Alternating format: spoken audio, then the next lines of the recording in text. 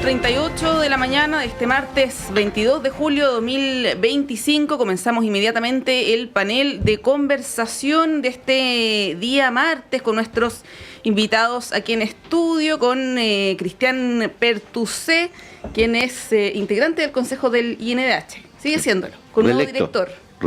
Reelecto, con nuevo director, que lo tuvimos acá hace poquitos días. Efectivamente, nuevo director. Así es. Y Marcos Barraza, ex convencional, ex ministro también del Partido Comunista. Marcos, buenos días, ¿cómo estás? Buenos días, Monse, buenos días, Cristian. Buenos días, Marcos.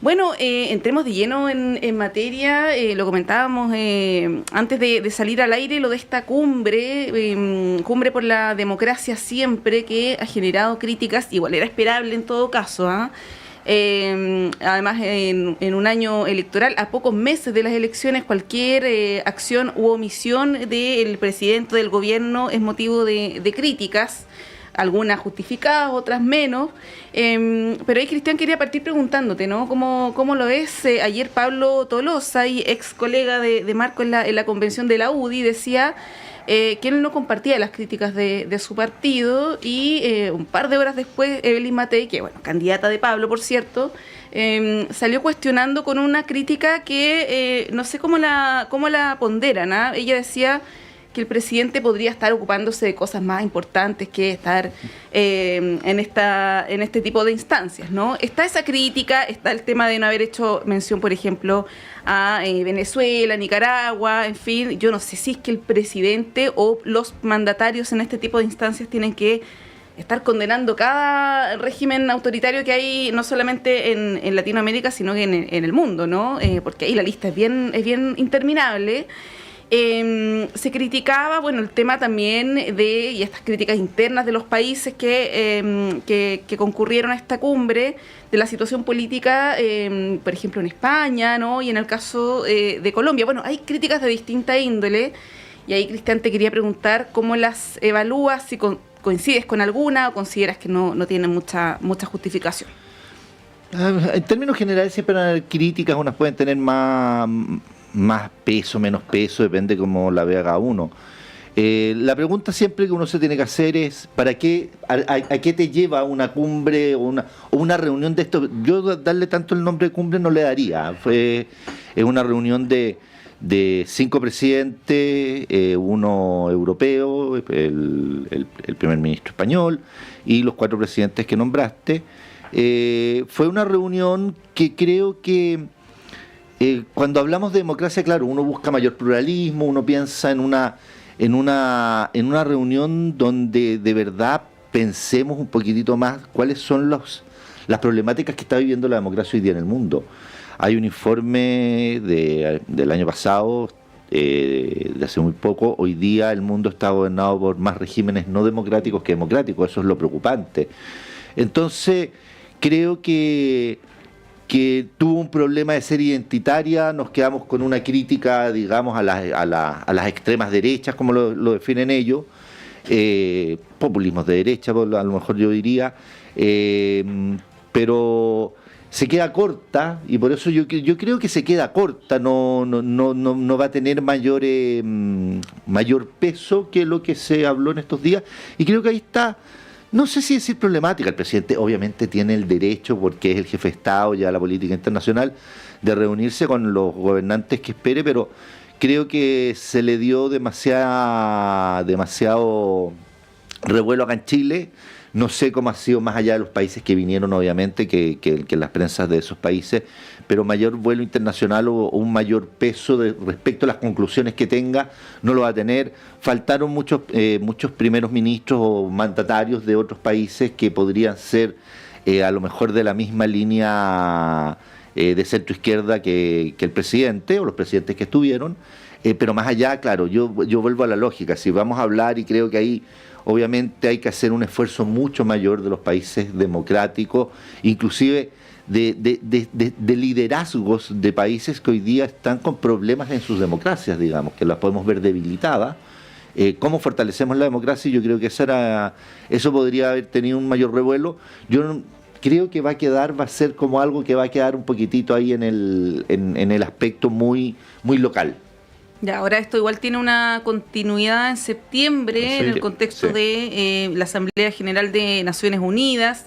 Bueno, hubo una declaración conjunta, hubo menciones, por ejemplo, el tema de Gaza, ¿no? Hubo varios elementos ahí, el tema de la desinformación. Marco, y te traspaso lo que dice Cristian, de que se quedó corta, ¿no? Porque claro, se hace una alusión al tema de la ultraderecha, pero por ejemplo hay quienes extrañaron que se mencionara el tema de la corrupción como un elemento que degrada la democracia, el crimen organizado, ¿no? Porque claro, dentro de estos países hay algunos que tienen la amenaza de la ultraderecha, como España, como Brasil, bueno, Chile también podríamos meterlo en ese saco, pero en Uruguay, por ejemplo, en Colombia, quizás no es la realidad de esos países, hay otras amenazas peores, digamos, ¿no?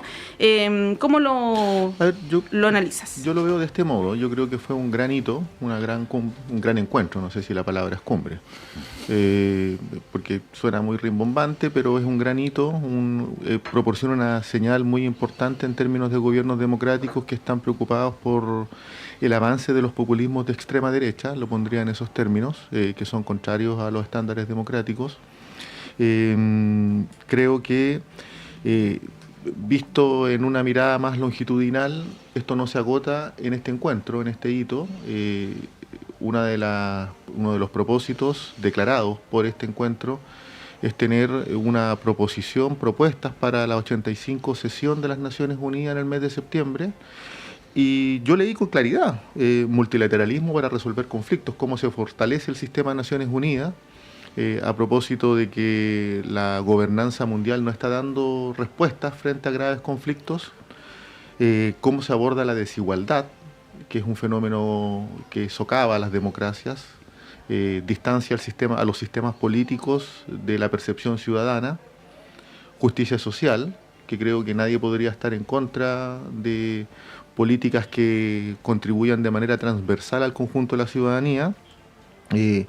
Se abordó el tema de la corrupción, incluso se aborda el tema de la desinformación, a propósito de las fake news, que es un fenómeno mundial. Por lo mismo, yo encuentro inexplicable la disociación que hace la candidata Evelyn Matei respecto de medidas concretas versus debates democráticos. No están disociados.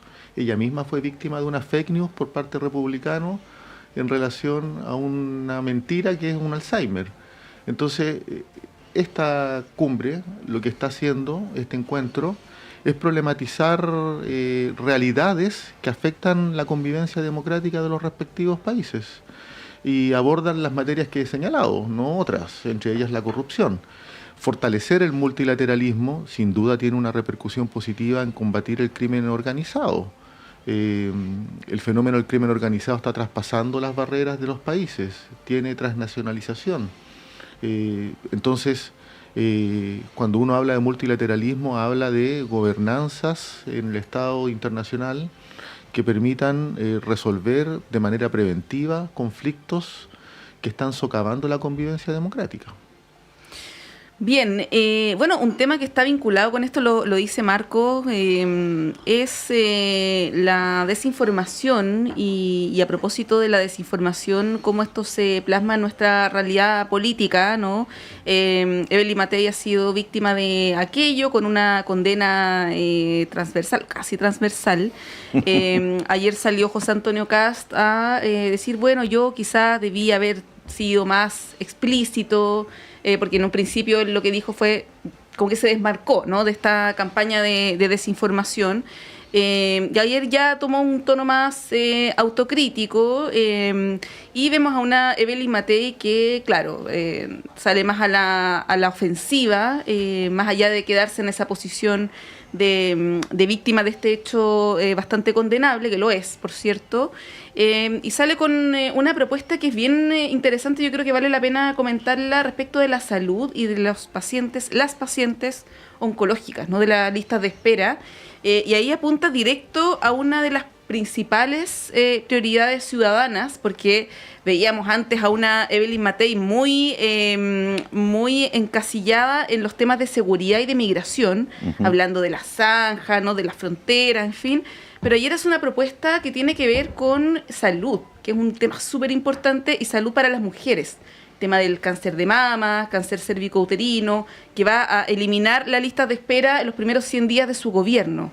Vemos una candidata que pasa mucho más a la ofensiva. Cristian, y ahí te quería preguntar cómo ves el momento de Evelyn Matei, más allá de las encuestas, porque las encuestas, claro... son fotografías del minuto. Fotografías que hay que ver las tendencias. ¿No? Ya vamos a hablar del caso de Janet Jara, pero particularmente en el punto de Evelyn Matei. A ver, bueno, yo creo que son varios temas. Yo creo que efectivamente la candidatura de Evelyn Matei tiene que tomar un nuevo aire, digamos, y tomar ciertas temáticas que están preocupando a la ciudadanía, porque estamos en una competencia y es de largo aliento. Si pensemos que todavía nos quedan 4 meses para...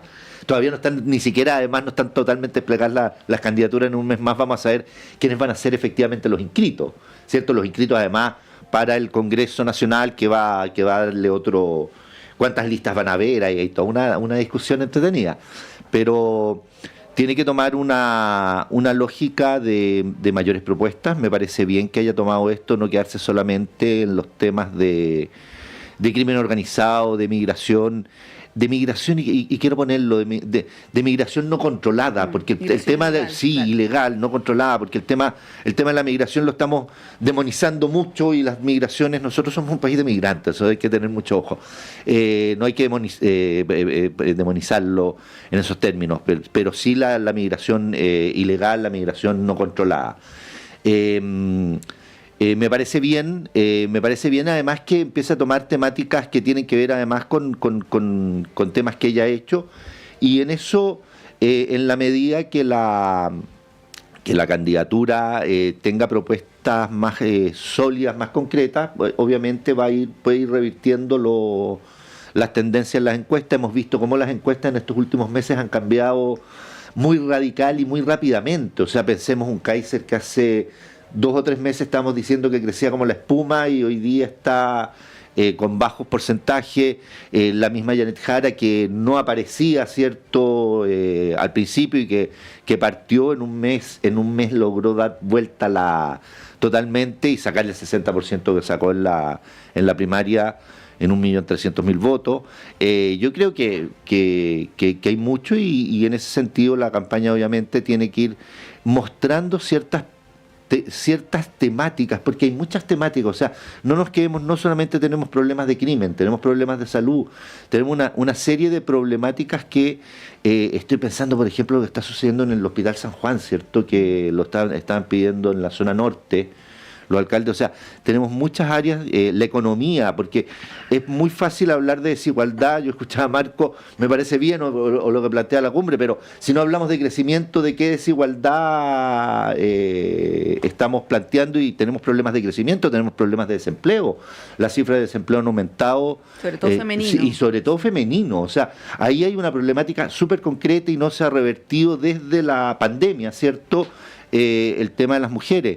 Entonces, todas esas temáticas obviamente tiene que empezar a enfrentarlas, y creo que le pueden servir para revertir o cambiar las tendencias, ¿cierto?, en las encuestas. Ya, ahora en términos futbolísticos, Cristian, ¿tú crees que Matei lo puede dar vuelta? Porque hay algunos expertos que dicen que es muy difícil, que cuando ella ha estado en primer lugar, luego baja a tercero, que vuelva a estar en un segundo, por ejemplo. A ver, sí, los análisis que uno hace de ciertas materias respecto a las encuestas y lo que han sido las tendencias generales que hemos visto en Chile, es cierto que ha sido difícil, pero hoy día estamos con un sistema que se va a aprobar por primera vez en materia presidencial, que es el de voto obligatorio. ¿Ah? Nosotros lo hemos tenido, y el otro día lo hablaba con otros colegas, lo tuvimos para las elecciones municipales y regionales, pero son muy locales, donde además hay personas más allá de ciertas candidaturas que son más nacionales, la Comuna de Santiago, a lo mejor las comunas, y además de la región metropolitana solamente, ¿cierto?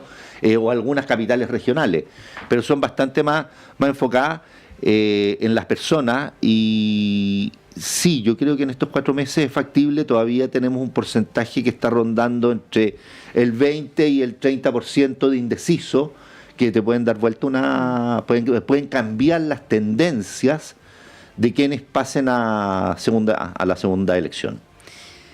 Marcos, ¿cómo ves a Evelyn Matei? Ya vamos a hablar de Janet Jara, pero ¿cómo ves a Matei, ¿no? Estos últimos días, insisto, más allá de las encuestas que igual han marcado una tendencia de que ella va a la baja, ¿no? Esto es un hecho. Pero estas últimas 2 semanas donde ella ya tenía un tono distinto, aunque de repente igual ayer criticando lo de la cumbre, también entra un poco en esa pelea chica, ¿no? Pero, ¿cómo lo ves? Mira, yo creo que de manera temporal al menos, porque no sé si esto se consolida en el tiempo, su alegato contra Kast respecto y contra republicanos en relación a que le estaban inventando Alzheimer, logró alinear a una parte de Chile Vamos que estaba altamente desafectada. Logró contener el desangre, porque de que está a la baja, está a la baja. En las encuestas y en la sensación térmica. La hipótesis inicial la hipótesis inicial de la derecha o de las derechas era que iban a haber 2 candidatos de derecha que pasaban a segunda vuelta. Esa hipótesis hoy día está descartada por cualquier análisis riguroso. No es posible pensar que Evelyn Matei y José Antonio Kast pasen a segunda vuelta. Y todo indica que el desgaste opera en ella, no en Kast. Los costos se los lleva ella, las ganancias se las lleva él. Si ese es el dato de realidad, hay un liderazgo que está en desgaste. Y lo digo respetuosamente. Sí. Sí.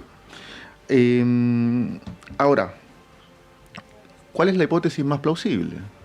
Que en segunda vuelta se va a enfrentar un candidato de derecha con un candidato del progresismo, una candidata al progresismo, en este caso Janet Jara.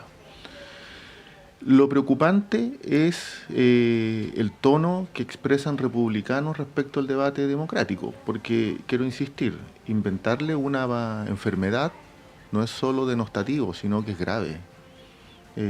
Menoscaba la dignidad de una persona. Y yo en eso solidarizo con ella. Me parece que no es atendible ese tipo de campañas, ni a los propios ni a los adversarios. Ahora, desde el punto de vista del progresismo, el crecimiento económico es una variable indispensable. No es posible pensar en políticas sostenibles en el tiempo, en el plano de bienestar compartido, si no hay crecimiento económico. Y afortunadamente este gobierno logró detener la disminución del crecimiento económico. Hoy día se está hablando del 2,6%. En el gobierno del presidente Piñera no hubo crecimiento económico. Estuvo mediado por la pandemia en todo caso. Pero el dato de realidad es que la tendencia decreciente fue detenida por el gobierno del presidente Boric. Ahora, la pregunta es, ¿cuáles son los esfuerzos? Y los esfuerzos es inversión público-privada. Los esfuerzos son darle a la economía, digamos, capacidades renovadas. Y en eso, Janet Jara tiene atributos indiscutidos en términos de concitar y lograr acuerdos tan relevantes. Bien, quiero que vayamos a una pausa, nos quedan algunos minutitos, pero les propongo que nos vayamos a una pausa para que a la vuelta retomemos con el tema de Janet Jara y así nos quedamos ahí a medio camino con la conversación. Yo solamente mencionar que es algo que viene en la prensa hoy, de hecho en el diario La Tercera viene un artículo respecto de la preocupación del socialismo democrático sobre la tardanza en constituir el comando de Janet Jara. Ya han pasado más de 3 semanas de la primaria. Está por un lado el tema del comando, ¿no? Del programa también, que hay quienes señalan que esto se está tardando mucho y sobre todo con una, como decíamos, Evelyn Matei, que está pasando ya más a la ofensiva en términos de propuestas programáticas. Y también está el tema de las encuestas, ¿no? Que muestran por lo menos las últimas 3 semanas, si vemos la tendencia, y son varias encuestas, una suerte de estancamiento, que no está entre el 26 y el 30%, si mencionamos la encuesta UDD, también Criteria y CADEM, ¿no? Esas 3 encuestas señalan una suerte de estancamiento que no supera el 30%. Ahí Marco me mira con cara de suspicacia, pero lo podemos comentar a la vuelta, porque están estos 2 elementos para que lo podamos analizar ahí extendidamente a la vuelta. Son las 8:59, hacemos un breve corte y volvemos en unos minutitos.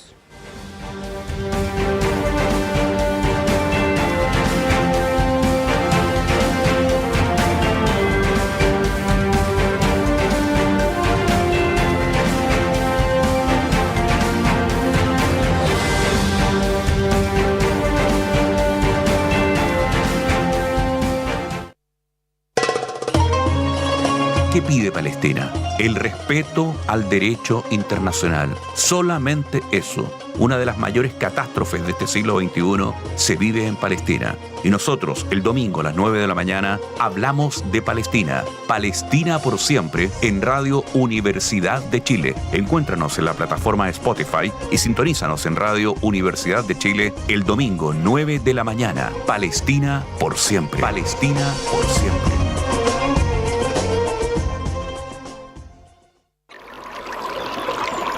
Aguas Trayén o Cascada en Mapudungún es la mejor agua purificada con tecnología de última generación. Para más información, visite su página web www.aguastrayen.com.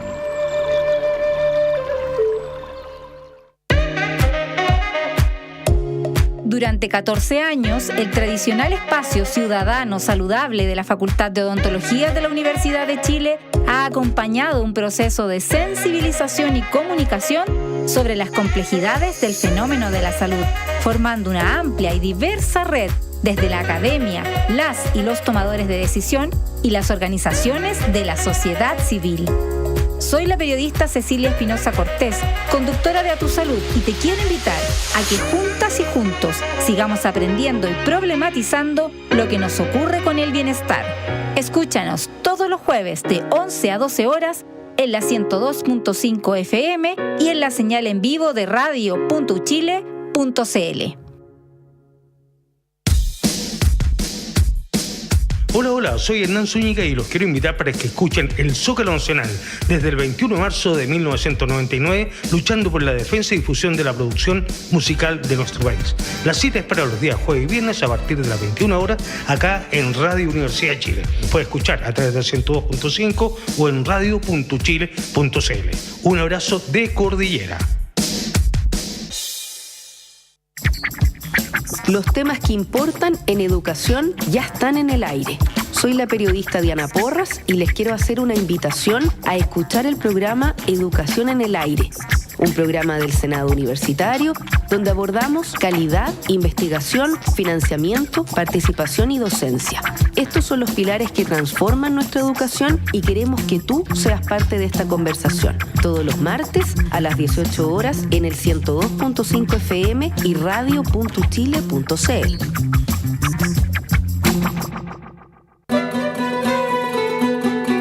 Radio Universidad de Chile, 102.5 en la banda de frecuencia modulada, te invita a escuchar Caleidoscopio de la Salud.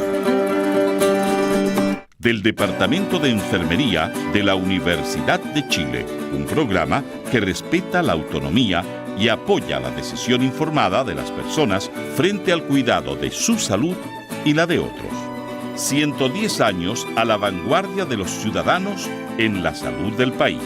Caleidoscopio de la Salud, todos los sábados a las 12 horas.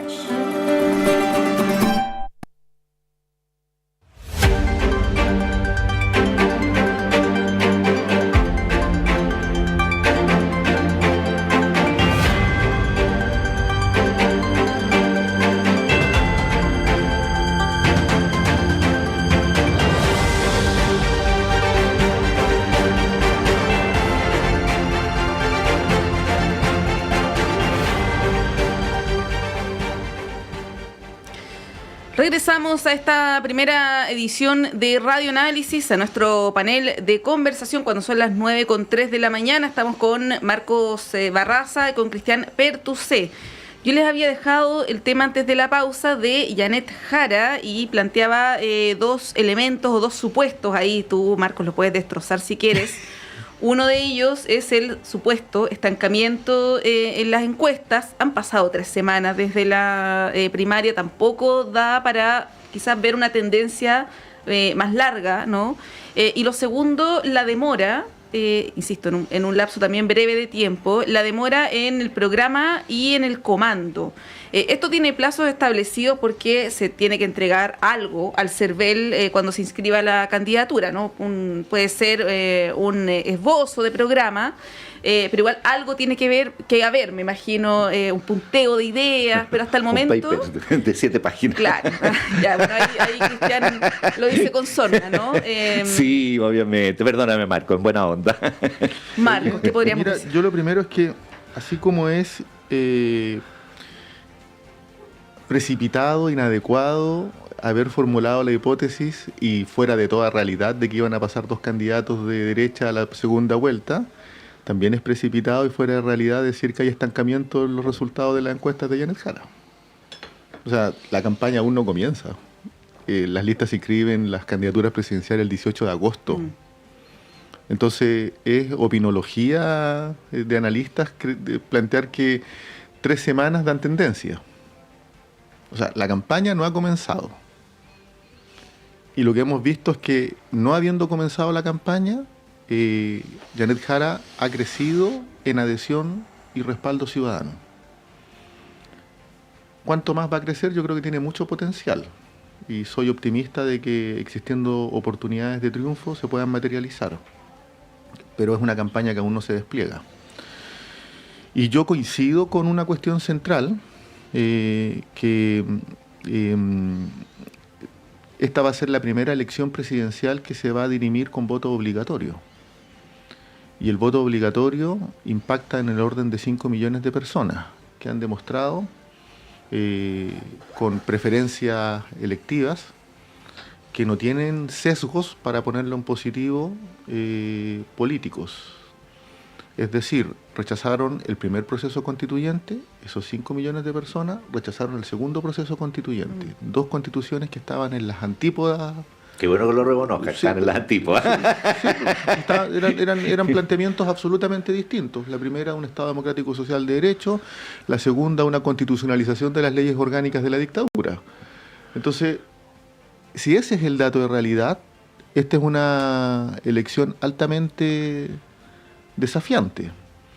Desafiante en términos de cómo se empatiza y se conecta con una ciudadanía que quiere transformaciones, porque sigue demandando transformaciones, todos los estudios serios así lo muestran, pero del mismo modo demanda estabilidad. Entonces, el posicionamiento de las propuestas tiene que tener a la vista esa consideración, que es central, es un elemento ordenador del debate político. En tercer lugar, yo no creo que, o sea, desdramatizo el que aún no se presente el comando de Janet Jara. Llevamos 3 semanas desde el triunfo en las primarias. Lo que debiese ocurrir, y lo que yo creo que está ocurriendo, es que el comando tiene que ser fruto de una deliberación lo más plural y complementaria posible, porque ella lidera una alianza progresista que contiene fuerzas de centro-izquierda, progresistas, de izquierda, y que en consecuencia tienen que tener, digamos, una apuesta en común. La declaración de los partidos políticos de la coalición de gobierno, del oficialismo, el día de ayer, donde respaldan el encuentro de presidentes de América Latina y España, Iberoamérica, la cumbre Democracia Siempre, también respalda la candidatura de Janet Jara. Yo creo que, en contraste, poniéndolo en contraste, el progresismo está viviendo un buen momento. Ojo, que hasta la primaria se daba por desahuciado la posibilidad de ganar por parte del progresismo en una presidencial. Y esa hipótesis hoy día nadie puede confirmarla o asegurarla.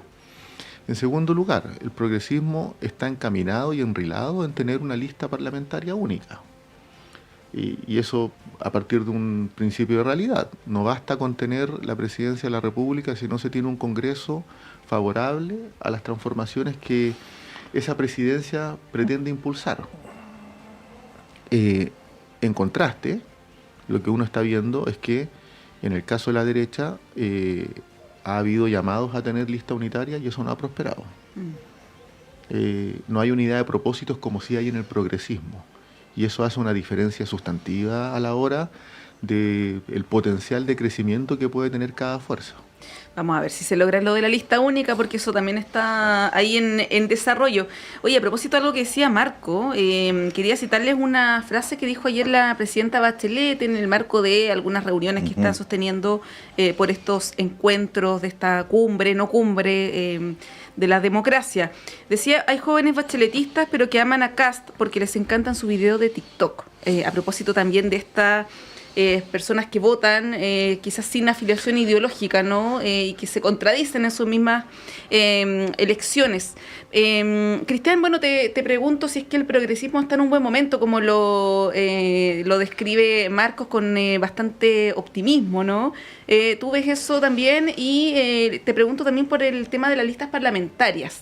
Hasta ahora, y es un poco repetitivo, al igual como con el tema de las primarias, hay quienes en la derecha dicen, bueno, llamamos a la unidad, vamos por la lista única, tenemos representantes del empresariado también señalando lo mismo, pero bueno, en republicano no están ni ahí con una lista única, mucho menos los social cristianos, los libertarios, ellos ya tienen su propia coordinación interna, ¿no?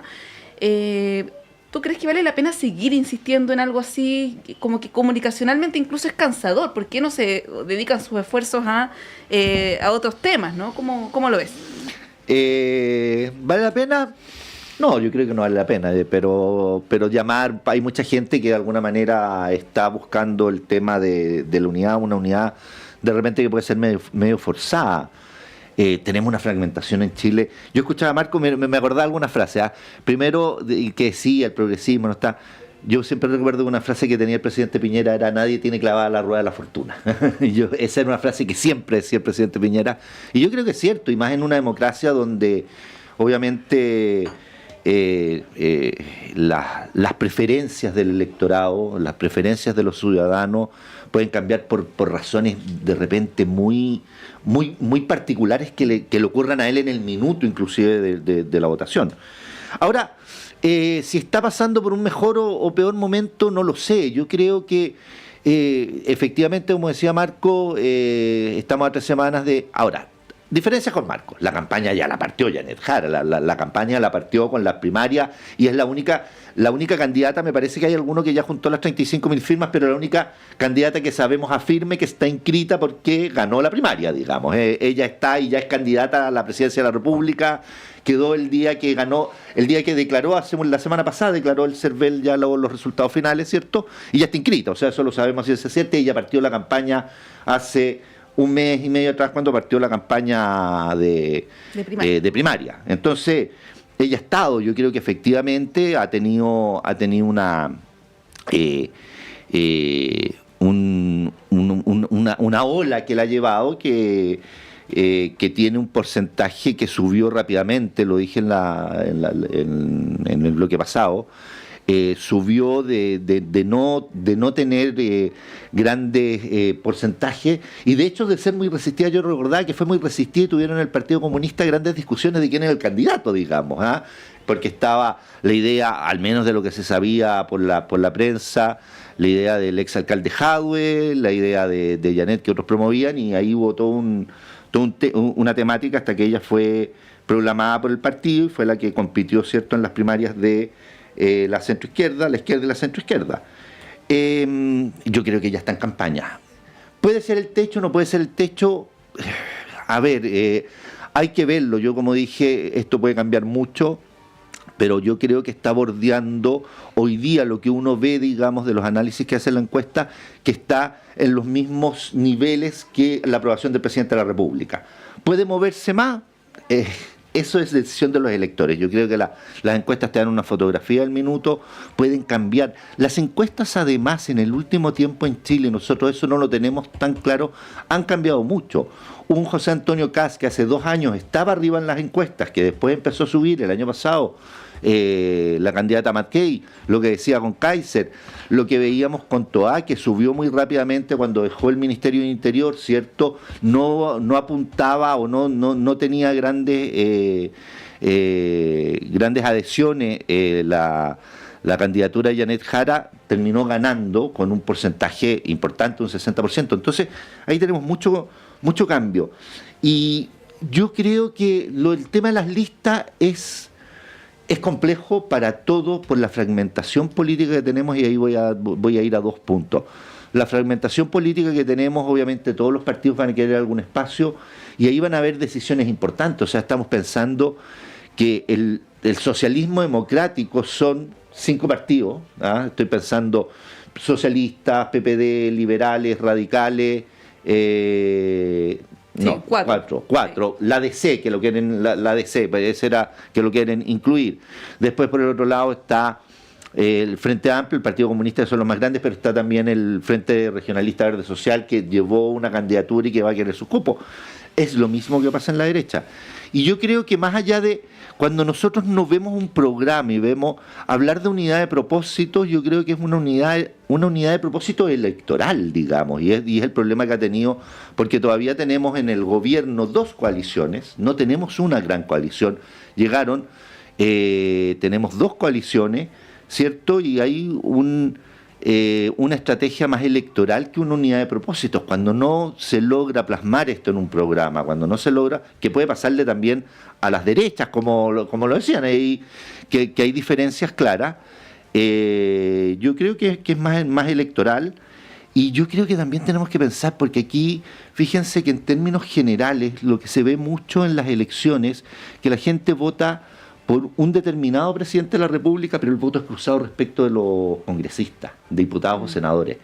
Y eso tiene que ver, claro, con controles, check and balance y todo un tema, pero nosotros tenemos que pensar mucho en nuestro régimen político. Yo creo que el presidencialismo en Chile y en Latinoamérica, por muchas razones, está bastante desgastado, con bastantes problemáticas, y ahí tenemos que también empezar a pensar nuestro sistema político. Estamos con algunas reformas que pueden solucionar algunos aspectos, pero tenemos que pensar el sistema en su totalidad, y yo creo que ahí tenemos un gran problema. Sí, no voy a abrir el tema del sistema político porque da para un simposio, pero ahí, Marco, bueno, el tema de las listas parlamentarias, ¿no? Yo mencionaba lo de la derecha, pero en el caso del progresismo, la centroizquierda, está la duda si es que efectivamente se va a conseguir esta lista única, y el factor de la democracia cristiana, que está en horas decisivas, tiene su Junta Nacional en unos días más. Hay posiciones ahí, algunas como el diputado Aedo y otros que están apoyando a Janet Jara. Ayer el presidente de la DC dijo: si es que el partido se inclina por Janet Jara, yo renuncio, doy un paso al costado de la presidencia del partido, ¿no?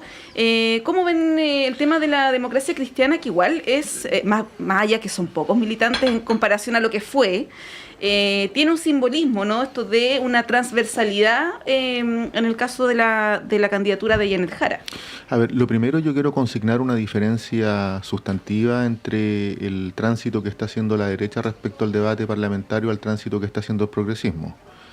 Mientras la derecha no tiene unidad de propósitos respecto a una lista única, Republicanos desahució y el Partido Social Cristiano desahució la posibilidad de tener una lista única, no obstante los llamados de Chile Vamos.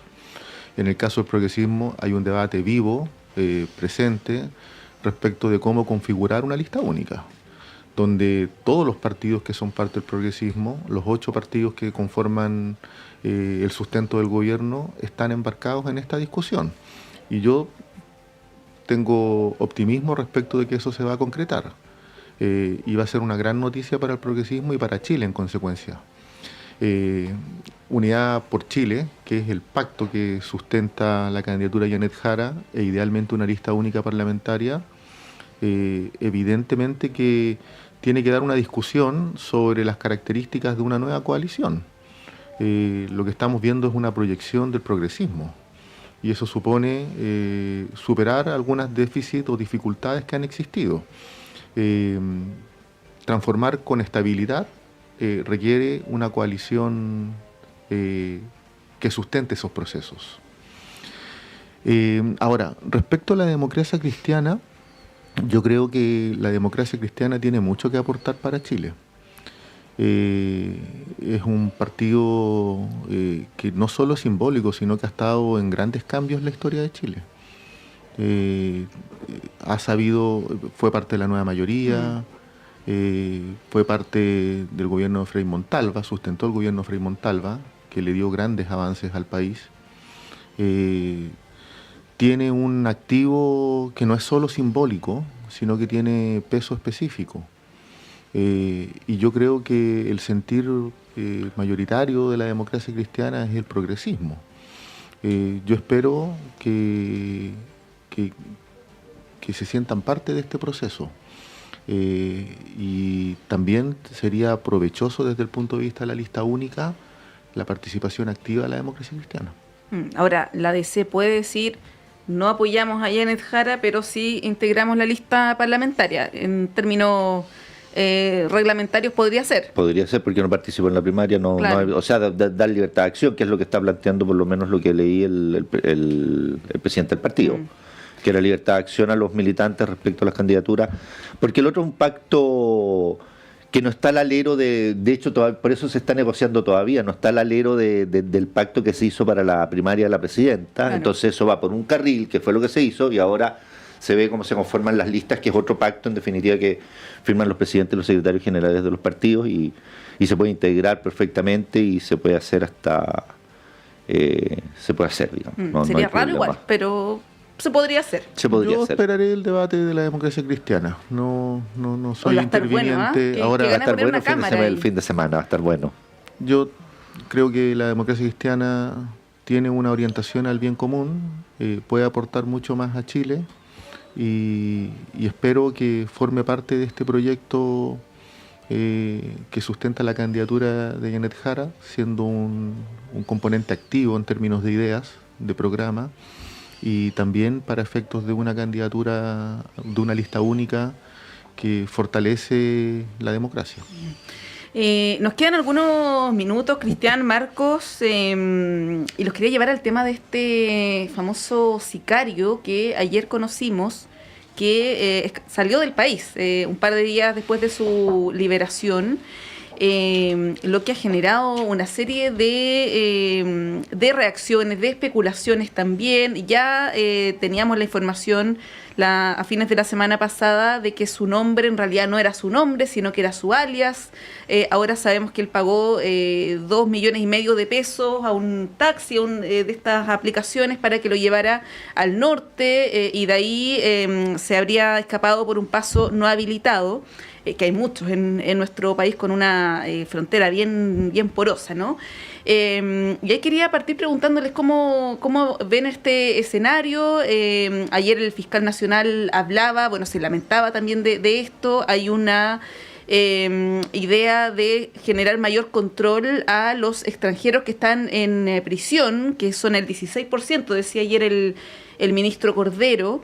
¿Ustedes se acuerdan hace más de un año, fue esto hace tiempo, de la llamada doctrina Valencia, que él hablaba de generar una prisión preventiva para los extranjeros que no estuvieran identificados, ¿no? Que en su momento, de hecho, la Asociación de Fiscales puso el grito en el cielo y varios también expertos. Y bueno, ahora ocurre esta situación de una persona que no estaba identificada, que no estaba su huella digital, por ejemplo, ¿no? ¿Cómo analizas esto? Porque, claro, tenemos el caso de esta persona, ¿no? El llamado sicario del Rey de Meix. Del Rey de Meix. Pero pueden haber otros casos también como este, ¿no? Bueno, es que volvemos a un punto que también habíamos hablado. A ver, aquí, vamos a un punto central del tema del funcionamiento del Estado. Estoy hablando del funcionamiento del Estado. Esto que hayan órdenes contradictorias, que liberen, no liberen, o sea, tenemos que ver bien qué está pasando. Yo creo que la investigación ahí es súper importante. Pero el problema que estamos teniendo es con el tema de la migración ilegal. O sea, efectivamente, y a mí me preocupa por varios ámbitos. Tenemos que ver el tema de la migración ilegal, porque están llegando personas que desafortunadamente son justamente los que se están insertando en el crimen organizado, están generando todo esto, y que obviamente la no identificación, no saber quiénes son, no tener claridad porque ahora estamos conociendo cómo se hace el sistema, casi les entregan un carnet de identidad al registro civil con el nombre que dan en el minuto las personas que llegan. Ahí tenemos puede ser cualquiera. O sea, puede ser cualquiera, o sea, yo puedo decir XX y... Entonces, tenemos una problemática ahí que es importante porque no es el problema de que estén indocumentados, es el problema que tenemos de la migración, cómo enfrentamos el tema de la migración, como tú lo decías, en una frontera que es bastante porosa, y cómo generamos sin no ser acogedores, pero generamos un ordenamiento en esto, y allí tenemos una problemática súper importante. Obviamente los extranjeros que estén en prisión tenemos que verlo, pero también tenemos un problema, por ejemplo, con un país como Venezuela, que no colabora en que nada. no colabora en absolutamente nada, ¿cierto? Que rompió además en los hechos relaciones con Chile, cierto, por declarar que no era democrático, que yo creo que es así. Entonces tenemos una problemática, y lo que además me preocupa en esto, que además se está produciendo un problema que va más allá solamente de la migración, de los temas de delincuencia y de crimen organizado. También se nos están generando problemas de xenofobia en la población que son súper preocupantes, y lo estamos viendo en diferentes aspectos, porque aquí estamos hablando, por ejemplo, cuando hablamos de no sé, de que las elecciones que sean con olor a empanada y vino tinto y no arepa y ron, estamos generando una división cuando es un país, vuelvo a decirlo, este es un país que está fundado con muchos migrantes y donde además han llegado muchos migrantes que han aportado y que siguen aportando mucho a Chile. Entonces estamos con un problema de discursos, tanto de liderazgos políticos como sociales, preocupantes en materia de xenofobia. Entonces, todo esto es un sistema que tenemos que verlo en su conjunto. Creo que efectivamente la medida que ha propuesto el fiscal nacional Valencia es adecuada, porque por lo menos esas personas que ya han delinquido, tratemos de saber quiénes son o identifiquémoslo y tengamos un buen registro. Si en eso no hay nada ilegal, al contrario. Hay un tema de ordenamiento en esta materia, pero un tema súper sistémico que hay que abordar en todas sus medidas, en todos sus ámbitos, en todas sus aristas. Lo que tú mencionabas son declaraciones de diputados socialistas, el diputado Manucheri, y también ha habido otras declaraciones del senador de Rementería en esa línea. Marco. Mira, yo creo que son conversaciones de entidad distinta, pero que puedan estar complementadas. Creo que respecto de este sicario, como se le ha llamado, que se presume que cometió un delito muy violento, un asesinato, aquí hay una falla institucional. ¿Del Estado? Sí, que voy para allá. Una falla del Estado. Cuando digo una falla institucional me refiero a una falla del Estado. Y tal como el gobierno lo ha dicho, habrá que despejar con la mayor celeridad posible, por un lado, la detención del imputado. Entiendo que se identificó que estaba fuera de Chile, el gobierno está operando, las policías, a la fiscalía a través de organismos internacionales en materia de persecución penal.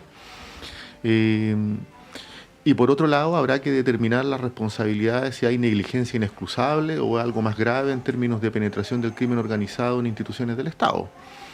Como sea, es grave, y no hay que subvalorarlo, y hay que corregirlo. Debate distinto el de la migración, porque yo tengo la impresión de que, ponderando bien los hechos, durante el gobierno del presidente Boric se ha detenido el ingreso de población irregular o ilegal, ha disminuido, porque ha habido una política que ha avanzado de manera efectiva. ¿Es suficiente? No es suficiente, hay que ser más celosos. Y hay que hacer que el cumplimiento de la ley opere para efectos de expulsión de personas que han cometido delitos. Eso no es tolerable. Distinto es el debate sobre el derecho al voto, y a propósito de que Cristian introduce pero no desarrolla. No, es que yo no lo dije respecto al voto, yo dije sobre el fenómeno de xenofobia en Chile. Sí. No me quiero meter porque ese es otro tema. Yo creo que el fenómeno de xenofobia, que es totalmente distinto al voto. No, si el fenómeno de la xenofobia, ninguna fuerza puede respaldarlo, ¿sí? Ese no es el punto. O sea, las personas tienen derechos, pero la pregunta es cuál es el límite respecto a sus atribuciones. Y yo creo que en el caso del voto de la población migrante, antes de este panel había una entrevistada. Marcela Ríos, sí. Sí, donde ilustraba correctamente respecto de que son 5 países en el mundo donde el voto es tan laxo desde el punto de vista de solo residencia. Entre ellos Chile.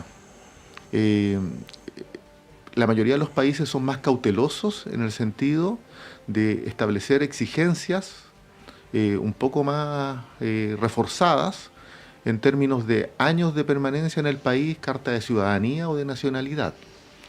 Y yo creo que eso es razonable y no es colisionante, no es xenofobia de ningún modo. O sea, en Chile no puede ser que una comunidad migrante, sea cual sea, dirima en términos de soberanía el destino de un país. No puede ser porque no hay arraigo a la cultura política nacional. No es un abstracto la cultura política nacional. Deviene en años de permanencia, en identidad. Entonces, esto no es un problema de xenofobia. Yo quiero distinguirlo. Los derechos son los derechos y cuando una persona tiene derecho hay que cumplir la ley.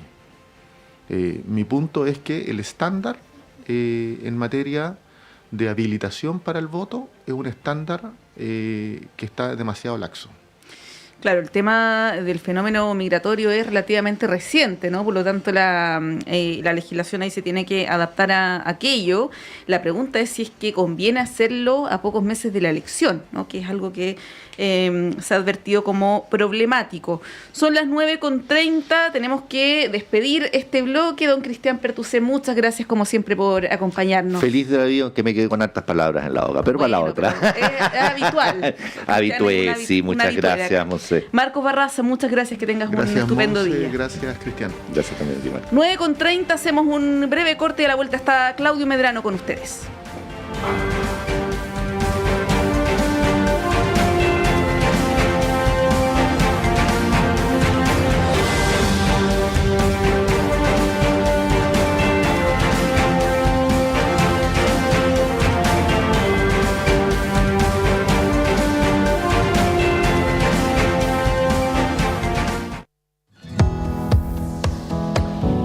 ¿Pensabas que la sexualidad era solo cosa de jóvenes? Las vueltas de la vida, un programa que desafía los estereotipos y nos